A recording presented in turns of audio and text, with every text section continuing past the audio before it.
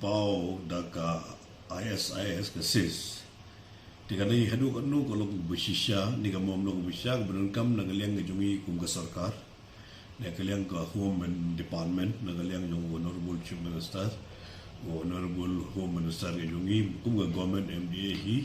ngiri benwat benia, kum gini ngiri berkinsting kita, ngiri benda kamlong wat benia, ngiri long serius ngiri kekam. Kadang-kadang kum kita ke balong sisa ke bawah nampak ketua ISIS tinggi kondem kum ikini ki jingthok ke jongki boleh bawa garu unmi nampak megalia syabar juga megalia marbo garu du trash no trajaka try muluk apoga state megalia ke jongi kamtam Malaysia garu hills telara dei penmi dengan penmi kita ki ISIS jongki ke kita ki beri tu dem mai dem na jakasa bukan jakasong dan ke jaka tang bagian wanru syagane ka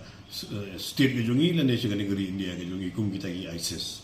kini ben penduduk jai sesunon kum kini lada kidon tambah ngaptip kalau long gadu kanu kalau ngapa tikena balada gidei kede hi shisha ne kam dei jing shisha kata ke jing tho ba pau shobat tidak ada kede wisha ne kam dei wisha ru ngi kum sarkar hi nim dei bengiri ben wat benia ya kum kini jing ja pinpan empat kum ka jingerap naka home ministry jok sarkar pedeng ban lap yakini ki bru badon kiti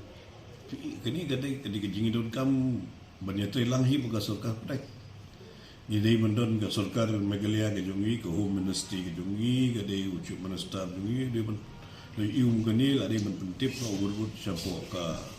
center home ministry juga government of India kenapa kum kini ki ba walong kum ka jing ke threat ini ke jing penting ya ke kini noksel stong juga di megalia ke jungi tinggi bangin umla menpriang ke kameram ke jungi kum sarkar di benlek ben ke ben kam benlek banyak cikmat mon de ben penduk pendam kum begini ki kum gini ki jing lada de sisya ne kum de sisya ru ni de benum aila de kum gini ki jing pen sniudur ya ke state megalia ke jungi